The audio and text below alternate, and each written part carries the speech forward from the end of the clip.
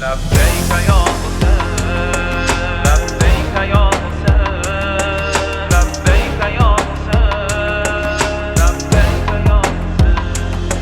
Öz etiqadına xatir qurban verib canını İllər mübarizələrdə bəzl eyləyib qanını Ta can var idi cihadın qaldırdı bayrağını Öldü qərib vətənində hifz etdi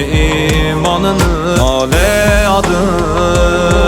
düz müddəqi məhşur olub İsmi təqi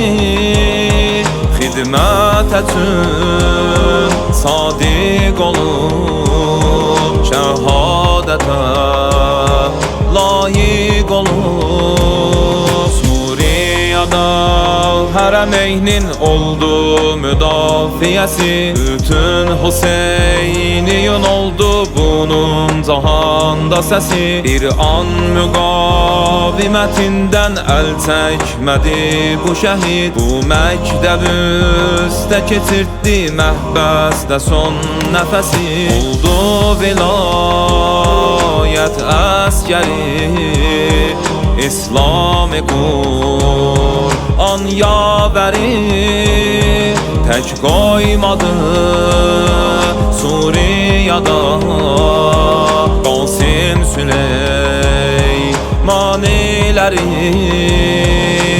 Əlində din ələmi Dilində zikri dua Malın canın elədi Müqavimətdə fəda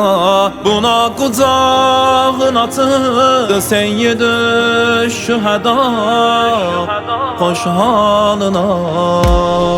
Ləbbeykə ya Hüseyin Ləbbeykə ya Hüseyin Ləbbeykə ya Hüseyin لبيك يا حسين لبيك يا حسين لبيك يا حسين لبيك يا حسين لبيك يا حسين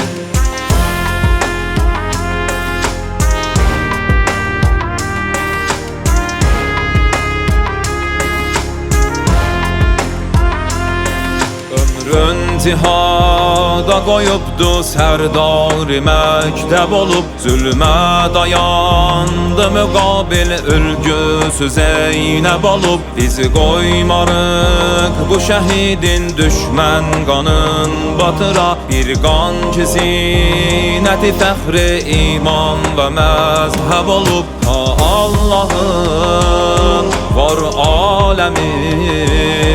Yatmaz şəhidlər pərçəmi Ta Allahın var aləmi Yatmaz şəhidlər pərçəmi Qeyrət vilayətə dərsim verdi şəhid təqilər Etdi mübarizə zülmə aləmdə qoydu əsər Hər kim vəliyi zamanın təbbaqsa pərçəminə Bu heydərilər o saat nəslin cahanda kəsər Bizlər Hüseynti ümmətik Başdan başa heysiyetik Alem gerek bilsin bunu Biz Kerbela milletik Olub Hüseyn'e qonaq bütün şəhidlərimiz Hələ bu ölkədə var böyük ümidlərimiz Davam eder bu yolu bizim igidlərimiz Bu zikrimiz Ləbbeykə ya Hüseyin Ləbbeykə ya Hüseyin Ləbbeykə ya Hüseyin لبيك يا حسين